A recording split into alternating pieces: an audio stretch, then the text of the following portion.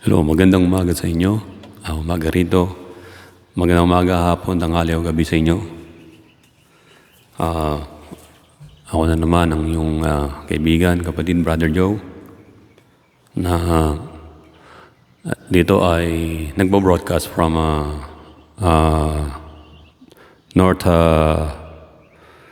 northern part ng United States. What did I say? Like Northern California. So bago yun, as usual, ang YouTube channel ko na to is content is about Christian music and the gospel.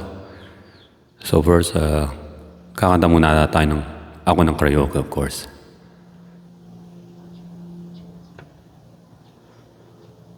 Outdoor, kaya may ingay ng mga ibon, mga children nagpe-play sa neighborhood. Sometimes may mga chicken, yun, nandun, banda ron. Tapos ako meron akong 4 ducks, so hindi sila maingay. May mga plane, kasi yung malapit sa akin doon is Air Force Base right there. So anyway, he's got a whole world in his hand. Yeah.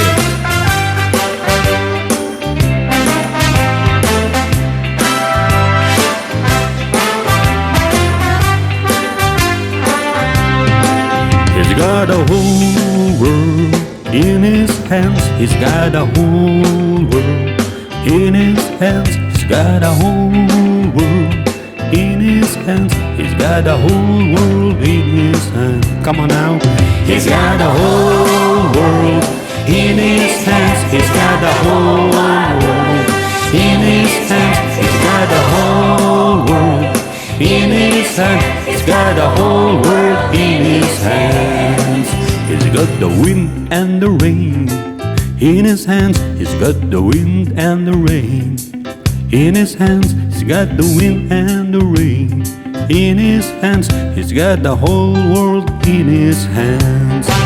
He's got the whole world in his hands. He's got the whole wide world in his hands. He's got the whole world in his hands. He's got the whole world in his hands. He's got the child and the little baby in his hands. He's got the child and little baby in his hands. He's got the child and little baby in his hands. He's got the whole world in his hands. He's got the whole world in his hands. He's got the whole wide world in his hands. He's got the whole world in his hands. He's got the whole world in his hands. He's got you and me, brother, in his hands. He's got you and me, sister, in his hands. He's got you and me, brother, in his hands. He's got the whole world in his hands. He's got the whole world in his hands. He's got the whole wide world in his hands. He's got the whole world in his hands. He's got the whole world in his hands. He's got the whole world in his hands. He's got the whole wide world in his hands. He's got the whole world in his hands. He's got the whole world in his hands. Oh, in his hands. He's got the whole world in his hands. He's got the whole wide world in his hands. He's got the whole world in his hands. He's got the whole world in his hands. He's got the Philippines, got the Filipinos. He's got my brother and sister. Everybody got the whole world. Oh, he's got the whole world, including the Philippines. Oh, help me now, that's alright. He's got the whole world in his hands. He's got the whole world. Oh, he's got the whole world in his hands. He's got the whole world. He's got the whole world in his hands, especially the Philippines.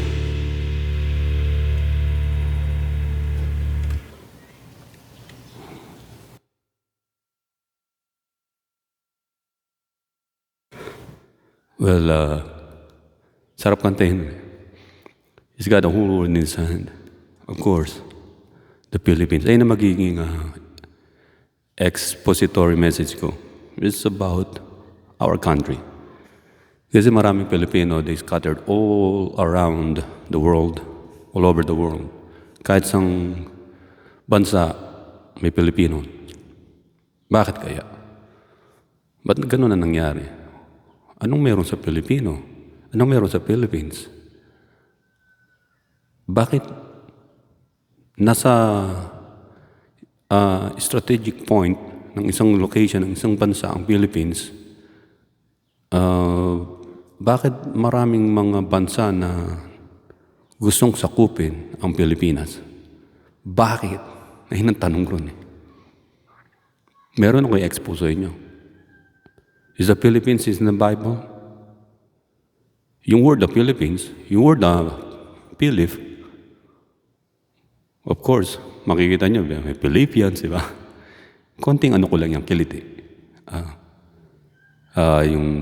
Yung Pilipos, yung mga gano'n, di ba? Nasabi ng iba. Pero, titingin ako tingin kayo sa mukha ko. Although nakasalamin ako kasi pare di ako masilaw. Ang Pilipinas, nasa Bible, nasa last days, yeah. Maraming binabaliwala to pero it's in the last days. Papaliwanag ko kung bakit. Okay, ito muna babasahin ko sa Psalms chapter 113, verse 8 and 9. Sa chapter 113, verse 3 muna. From the rising of the sun to the place where it sets, the name of the Lord is to be praised.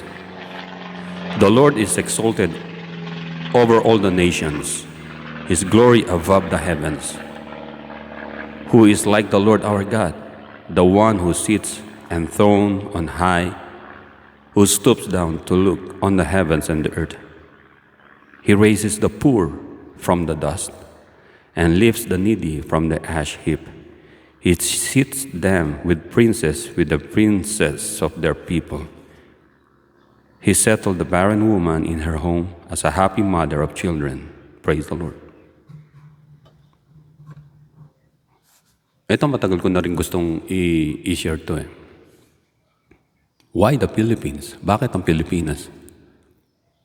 Kaya yung sinabi ko, ito sa mga Kristiyano na nagda-doubt, hindi kayo Kristiyano.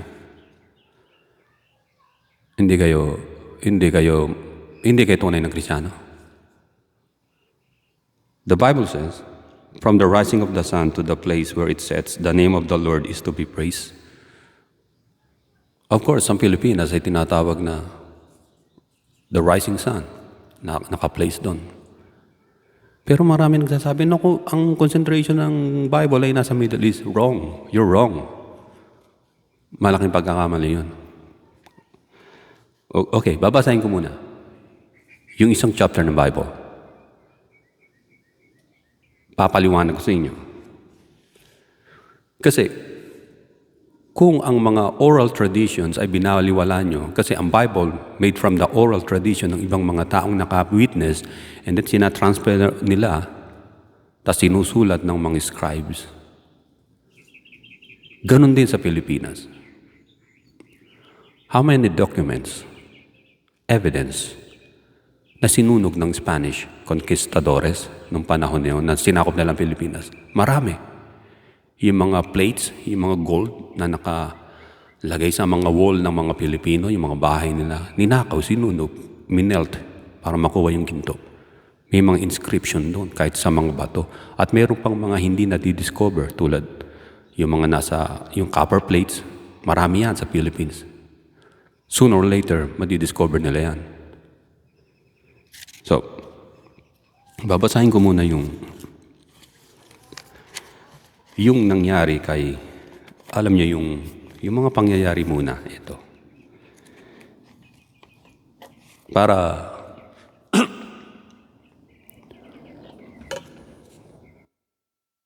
inom muna ako ng kape. Kasi, magtaka na kayo kung bakit ang Philippines ay nag-i-exist pa tsaka mga Pilipino. Magtaka kayo. You know why? Ito paliliwanag ko. The death of Abraham sa chapter 25 ng Genesis. Chapter 25, lagi niyong tatandaan yan. Chapter 25. Abraham took another wife whose name was Keturah. She bore him Zimran, Jokshan, Medan, Midian, Ishbak, and Shua. Jokshan was the father of the Sheba and Dedan.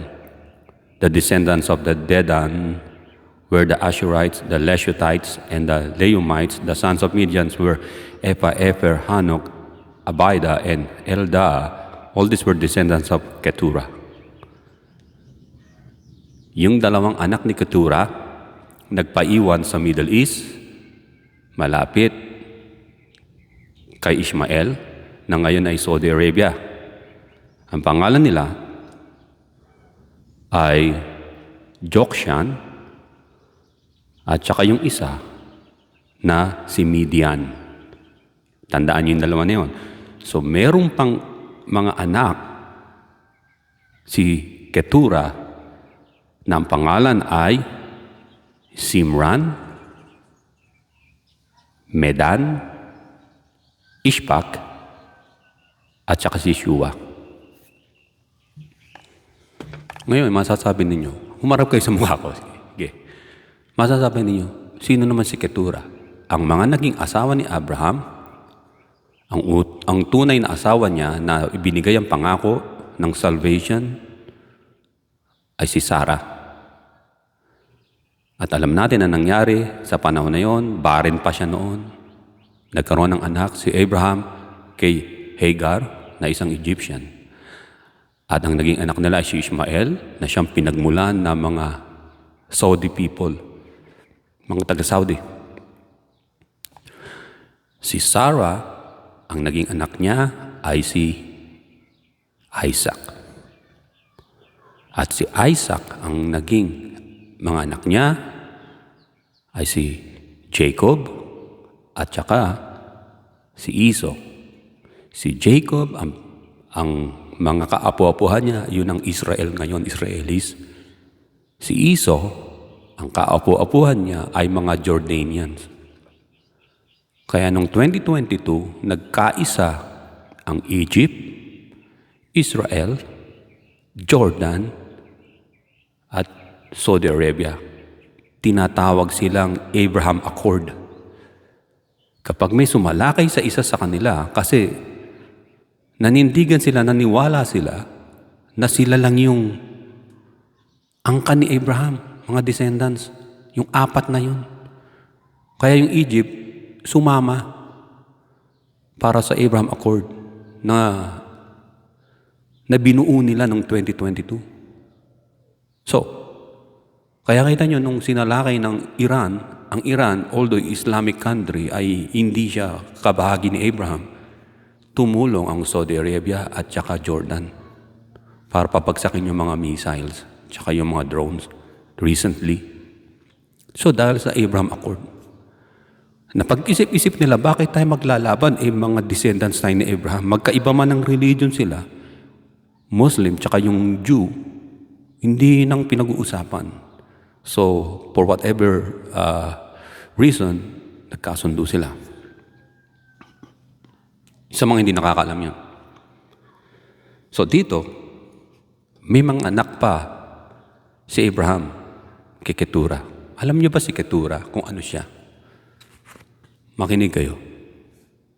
Si Keturah ay hindi from the Middle East. Hindi siya ron. Hindi siya lumaki doon. Ang pangalang Keturah na ginamit sa Bible, Keturah, ay galing sa Southeast Asia na ang pangalan ay katuray. Alam niyo yung punong katuray na namumunga ng edible flowers na kinakain? Yung parang ang dahon niya, kala niyo dahon ng sampalok or ipil-ipil. Native yan sa Southeast Asia.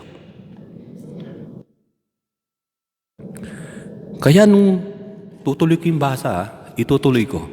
Kasi marami mga Pilipino, kasi tulad ko, pinag-aralan ko ang simula ng words na yan, ng etymology, yung mga ganyan. Kasi sa Pilipinas pa lang, nung elementary ako, tinatanong ko yung teacher eh.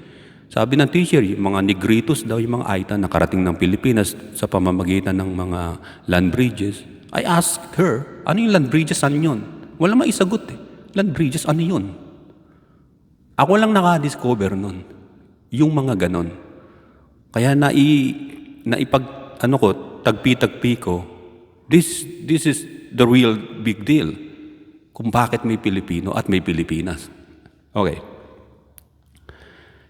Ito, tingnan natin dito. These are the names of the son of Ishmael. Yung mga sinabi na rito, di ba? Okay. Pero babasahin natin yung kay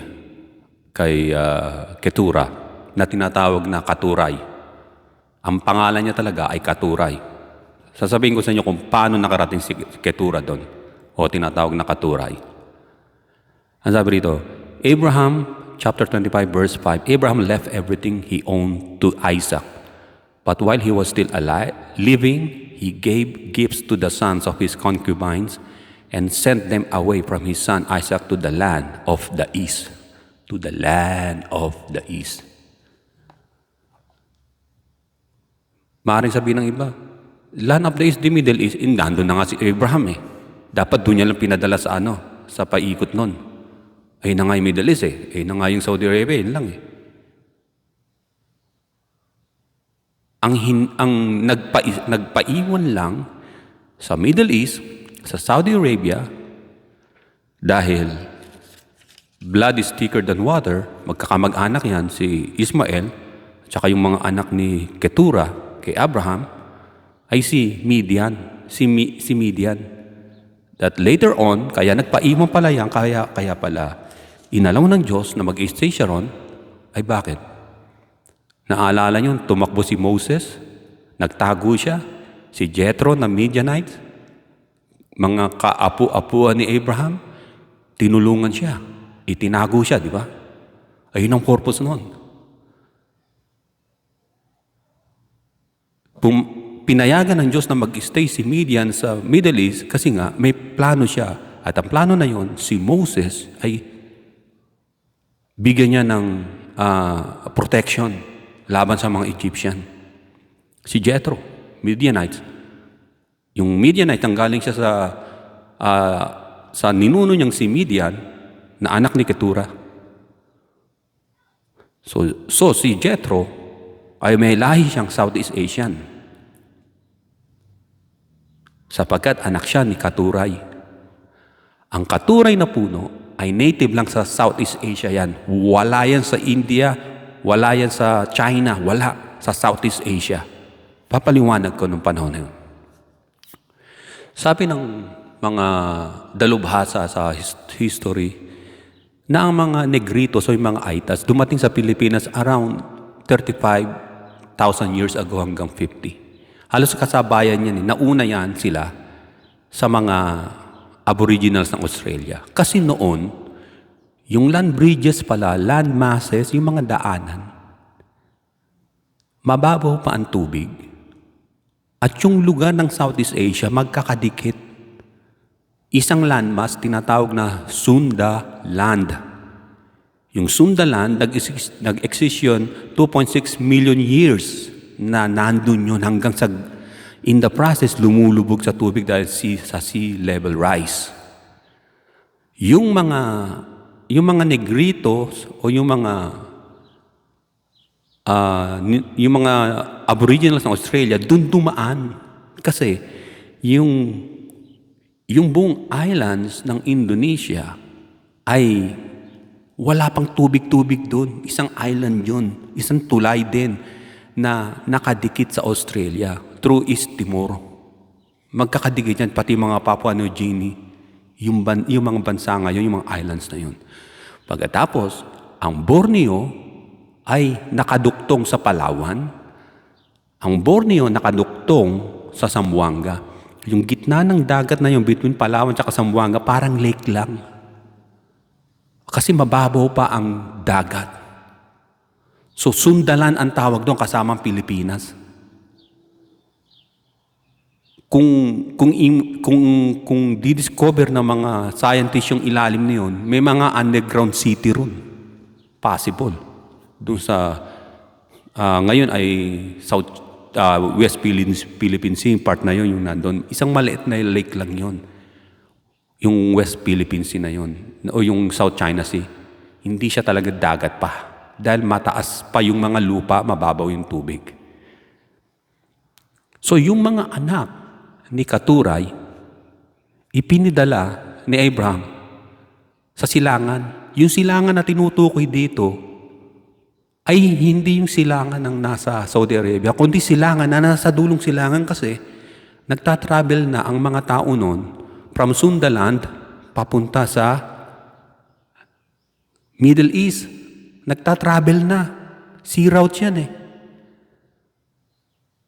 So yung Sundaland, doon nanggaling si Katuray. Nagtatravel lang sila at napa-stay lang doon sa Kanaan. Kasi nung panahon na yon, malayang makapag-travel ang mga tao. Nakilala ni Abraham yun. Either buhay pa si Sarai no, o may sakit na siya o matanda na, nagkaanak si Abraham doon. So dahil patriarchal noon, mas mahalaga sa kanila maraming pamilya, maraming mga anak na lalaki especially kasi yung kayamanan nila, wala pang bangko noon eh. Wala pang mga Bank of America, Bank of the Philippine Islands, yung mga ganyan, wala pa. Kaya yung kayamanan nila, ayaw nila mapunta sa mga taga-trabaho nila. Gusto nila may mga anak sila, pamamana. Sinasabi ng mga panahon noon, kahit sino, basta anak ko siya. Kaya doon, concubines, uso noon. Huwag natin isipin, ba't ganun? Pinapayagan. Wala ngang matuwid kahit isa. Lahat, nagkanya-kanya ng lakad eh. Pero sinabi na ng Panginoon, di ba? Yung babae at lalaki magsasama, nagiging isa. So, hindi pumapabor ang Panginoon sa concubines. Nangyari lang yun kasi nga, noong mga panahon na yun, kanya-kanyang desisyon ng mga tao. So, yung si Katuray, pinadala ni Abraham pabalik sa bansa niya. Na Sundaland, na ngayon, yung Sundaland ay lumubog na yun sa tubig at naging mga islands na kasamang Indonesia. Yung Thailand doon, Indonesia, pagtas Philippines. Yung mga anak ni Katuray o na si Ketura, sila ang forefathers na mga Malay race. Mga Indo-Malay, Malay Polynesians, yung mga Oceania na mga islanders, sila ang ninuno. Sa madaling salita, mga anak ni Abraham ang nasa Southeast Asia. Bakit? Ba't nalaman natin yun?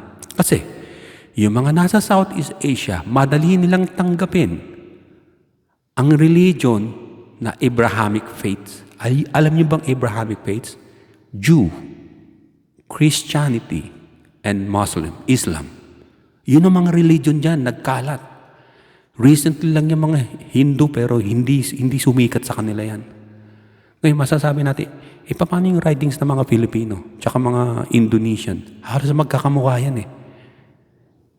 Parang kahawig sa mga Sanskrit ng India. Yung mga anak ni Ketura na yun, sila ay naka-influence doon sa mga India, taga-India. Kasi pinagpala sila, mga anak sila ni Abraham. Nandun sila sa Southeast Asia. Doon bumalik. Paano mapapatunayan natin na yung mga sinaunang Pilipino, let's say, kaapo-apo ni Abraham. Si Abraham ay galing sa tribe na Habiru. Diyan nagsimula ang Hebrew, Habiru. Sa ancient Tagalog words, Hiligaynon, Cebuano, Ilocano. Kaya yung mga natin, yung mga salitang natin, yung ancient alphabet, alibata o may mga tawag pa ron. Almost 600 plus na mga words na ginagamit ng Pilipino, Hebrew pinagmulan. Halimbawa, bakit nila pinangalan ng Abra yung Abra? Abraham yun kay Abraham yun Pinangalan kay Abraham ng mga sinaunang Pilipinong dumating sa Pilipinas. Pinangalan sa ninuno nila. Sa pinaka-lolo nila. Dahil anak sila ni Abraham kay Katuray. Si Katuray ay hindi Arabiana. Isa siyang taga Southeast Asia. Tingnan natin sa sa Isaiah 24. Isa sa mga diniin ni Isaiah ay yung mga nawawalang o yung mga lahi ni Abraham na nagkalat. Kasi sinabi nga ng Diyos kay Abraham, makikita mo yung mga bituin na yan, ganyan magiging sindami mga anak mo. Ang anak ni Abraham ay hindi lang yung mga Jewish people ngayon, o yung mga Arab, o yung mga Saudi, yung mga taga-Saudi. So dito sa 24,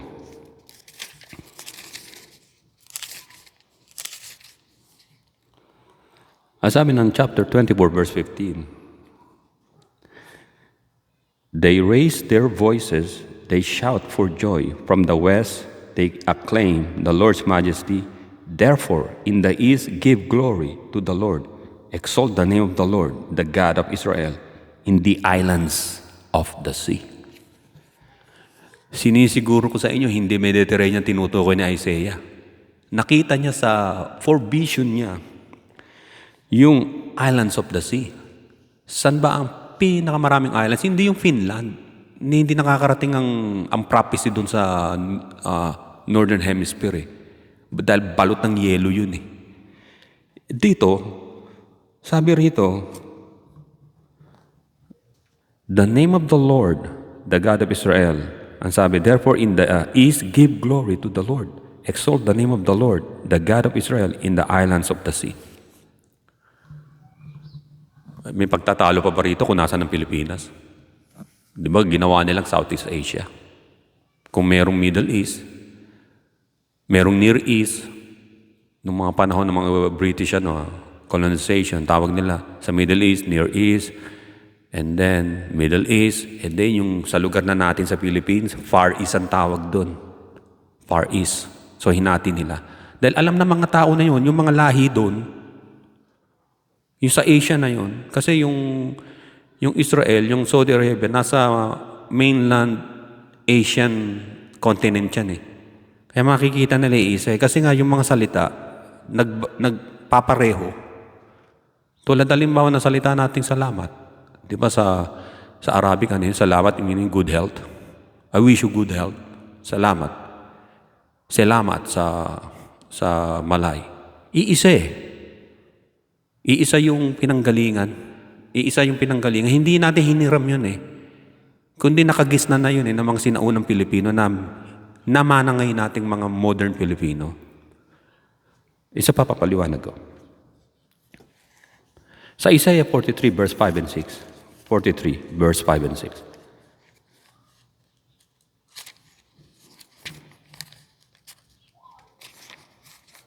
Okay, 43. Sabi rito sa verse 5. I am the Lord, your God, the Holy One of Israel, your Savior. I give Egypt for your ransom, Cush and Siva in your stead. Since you are precious and honored in my sight, and because I love you, I will give men in exchange for you, and people in exchange for your life. Do not be afraid, for I am with you. I will bring your children from the east, and gather you from the west.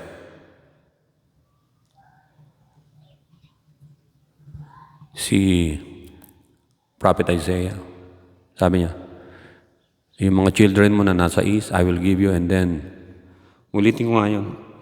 Mukhang may tama sa puso ko yung sinabi na yun Ang sabi rito, do not be afraid, for I am with you. I will bring your children from the east, and gather you from the west. Nasa east na nga sila di ba? Yung Middle East na yun. Sana sinabi niya, I will gather your children from the surrounding area Ang tinutukoy na is dito, hindi yung Middle East na eh. Yung nasa prophecy ni Prophet Isaiah, yung islands, mga islands sa east, dun sa far east. Yun ang tinutukoy, na dadalhin niya. Kasi mga anak ni Abraham eh. Ito, tatanungin ko kayo.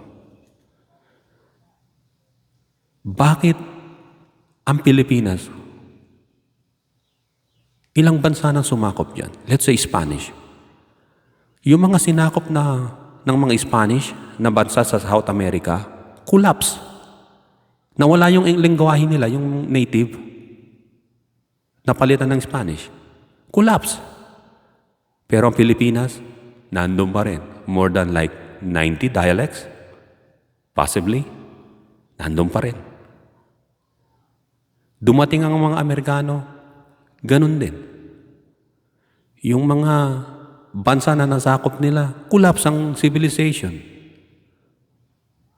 Pero ang Pilipinas, nandun pa rin. Nagsasalita pa rin tayo ng ito, Tagalog.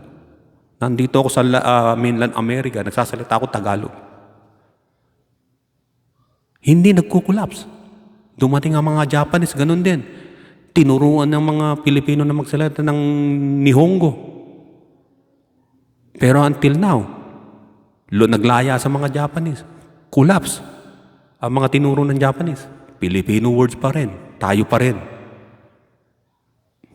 Ngayon, kung gagawin ng China sa Pilipinas, yung ganun din na mangyayari. Eh bakit? Eh nasa prophecy ang Pilipinas eh. Pakinggan nyo ako. Maaring kayo, hindi siguro, hindi totoo yung sinasabi, iba siguro yung sinuto. Hindi. Pilipinas yun. Alam nyo kung bakit? Bakit marami mga Pilipino nagpupunta ng Saudi Arabia at saka Israel? Yung Middle East na yan. Mas pinakamarami siya kaysa sa ibang mga bansa, halimbawa sa South America o anuman. Although may mga nagpupunta ng Indonesian din. Tsaka Vietnamese. Kasi part sila ng Malay race. Eh bakit? Anong meron? Dahil walang trabaho sa Pilipinas? Hindi. Merong ginagawa ang Diyos na hindi natin alam, parang sumasabay lang ngayon sa alon. Merong grand plan ang Diyos sa Philippines. Sa Pilipinas. Kasi, whether you like it or not, sasabihin ko totoo, meron tayong DNA ni Abraham, tsaka ni Keturah. Tayo mga Pilipino, meron. Kaya sabi nga ng pangako ng Diyos kay Abraham, ang sumumpa sa inyo, sa lahi mo ay susumpain. Sinusumpa tayo ngayon ng China. Gustong sakupin. Wawasakin ng Diyos yung plano ng China. I tell you, ang Pilipinas, hindi man direktang binanggit ang Pilipinas kasi nga just recently lang yung Enlas de Pilipinas. Pero ang unang-unang katawagan sa bansa na yun ng Pilipinas ay hindi naman Pilipinas. Hindi Mayi na sinasabi ng mga Chinese. They're just got sa Philippines nung 1800 lang, nung may mga Spanish na. Tsaka yung West Philippines, yung islands na yun, talagang sakop ng Palawan yun eh. Nung litaw pa yung mga islands na yun, wala pa masyadong tubig. Mas malapit sa Palawan yun. Tsaka sa Zambales. So, bakit mapapatunayan natin na ang Pilipinas ay kasama sa grand plan ng Diyos sa mundo? Isaiah chapter 13 verse 12. Babasahin natin. Puro Isaiah kasi nakita ni Isaiah. Hindi siya nakakarating pa sa dulong silangan na maraming islands. Hindi siya nakakarating pero God told him. Ang sabi sa Isaiah chapter 13 verse 12. Ang sabi rito.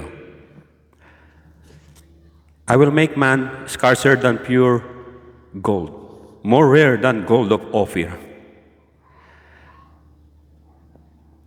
Tingnan natin to. May binanggit siyang Ophir eh. Alam nyo, dinibati na yan. May mga debacles na yan. Sabi ng iba, ang Ophir ay sa Middle East yan, dun sa land of Ophir dun.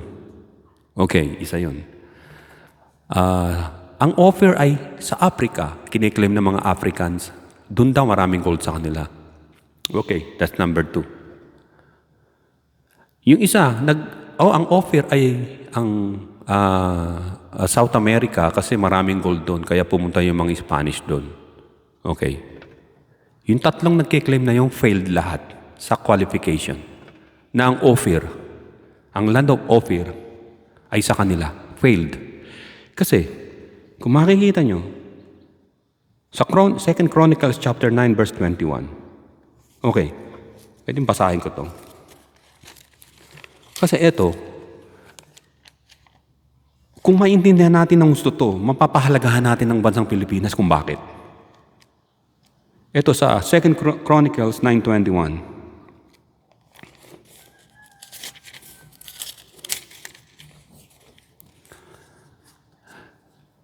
The Bible says, 21, verse 21, the king had a fleet of trading ships manned by Hiram's men. Once every 3 years, it returned, carrying gold, silver, and ivory, and apes and baboons. Si King Solomon, meron siyang ship o barko na minamando ng mga tauhan ni Hiram, ni King Hiram ng Lebanon.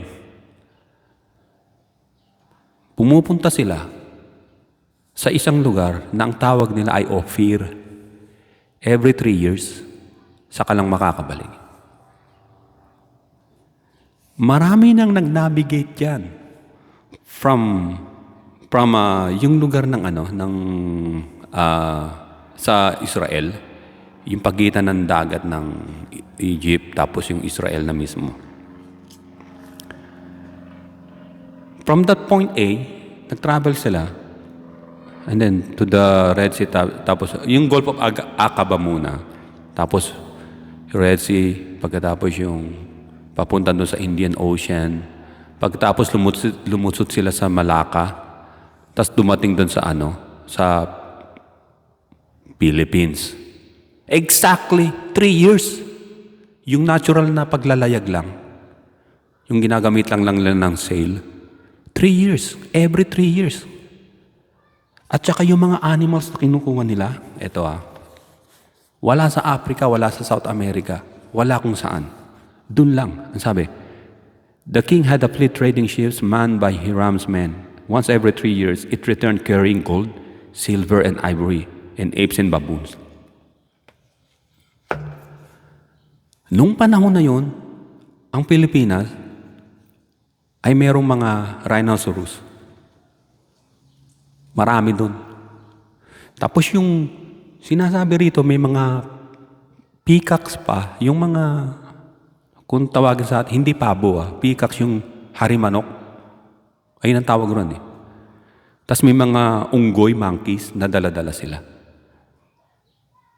Although sa ibang verse, baboons ang ginamit, pero sa original na Hebrew is monkeys. Dala-dala nila yun. Nakikipag-trade sila sa mga tao na yun. Yung lugar na yun. Nandun sila. Pagkatapos babalik sila after 3 years.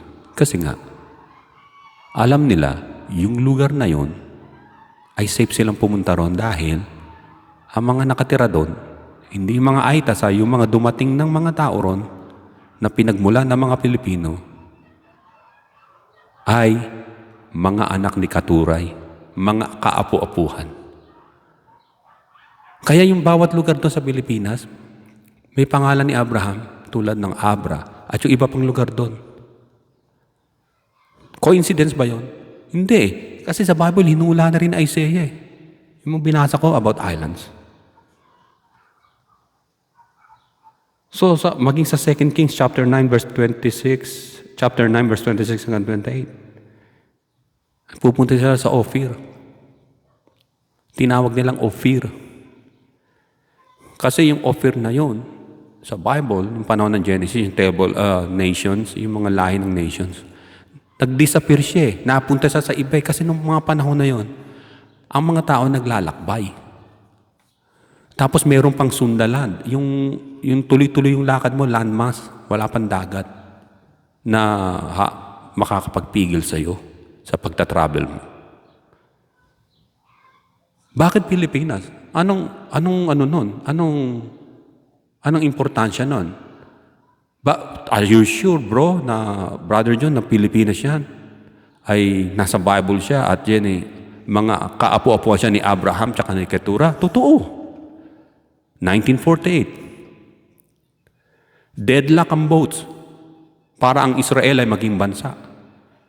Tumaas ang kamay ng Pilipinas na isa siya sa bumoto na maging nation ng Israel na buo. Yun ang purpose nun. Kaya merong Pilipinas. Yung China, tinams down niya ang Israel maging bansa. Yung mga Islamic country, tinams down. Although may mga lahi sila ni Keturah at Abraham. Pero eto, Pilipinas, yeah, we vote for Israel as a nation. Naging nation. Parang yung kay Moses. Tumakbo siya doon sa Midian. Tinulungan siya ng mga Midianites. Kasi nga hinahanding siya ng Pharaoh. Di ba? So, ang Diyos naglalagay ng specific purpose. Kaya mga Pilipino may purpose siya sa mga Pilipino. Kaya gano'n na lang ang pagtulong ng Israel sa Pilipinas. Ano kaya naintindihan kaya nila na dahil sa 1948 lang? Hindi. Meron silang thorough knowledge na possible ito yun. Ito yung mga iba pang anak ni Abraham. Kay Katuray, na isang Southeast Asian, na nakilala ni Abraham. Nang dumalaw sa Canaan, sa now Israel. Tingnan nyo, nag-aabroad ang mga Pilipino, Israel. Ang gagaan ng loob ng mga kaya nga inilayo ni Abraham yung mga anak niya kay Keturay, huwag patitirahin doon sa Saudi Arabia, sa lugar ni Ismael. Kasi ayaw niya ma-abuse. Kaya gusto niya na doon ka bumalik ka doon sa Southeast Asia, doon magsimula ng kingdom yung mga anak mo. Yung lahi niya ni Katuray. Kita niyo, pag mga Pilipino pupunta sa Saudi Arabia, naaapi, di ba? Kasi nga hindi naman ganun ang gusto ni Abraham. Doon kayo magtayo ng kingdom nyo. Sa aking palagay, sa susunod na mga panahon, ang Pilipinas ay magiging isang malakas tulad ng Great Britain na bansa. Alisin lang ng mga Pilipino ang mga traitors sa bayan niya. Ipataw yung right judgment, yung tamang justice, para mawala yun. Kasi alam natin na si Satanas gusto niyang sirain talagang Pilipinas. Kasi nakita ni Satanas na itong mga anak ni Abraham na to, lahi ito ni Abraham kay Katuray. Kinakailangan, wag tong maging kakampi ng Israel. Ganon ang gusto ni Satanas Kaya meron tayong magandang ugnayan sa Israel. Dahil sa ginawa natin sa 1948 na bumoto tayo pabor sa maging state ang Israel. So anong nito, importance nito sa sinasabi ko? Ang sabi rito, yung mga binasa ko, na mula sa dulong silangan, sa mga islands, huwag sa magiging pagpupuri nila sa Panginoong Diyos. Tayo yun. Tayo yung mga nando na binabanggit.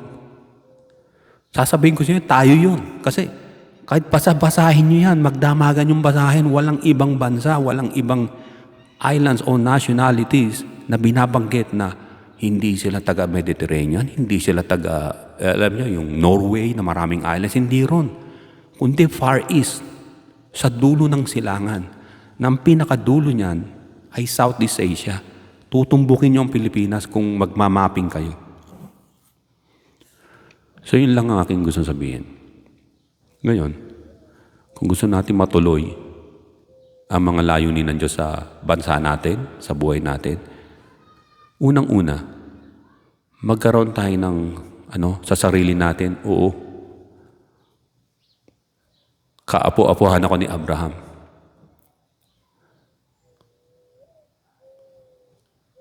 Ang pangako ng Diyos kay Abraham na pagpapalain ng lahat na magpala sa mga anak niya.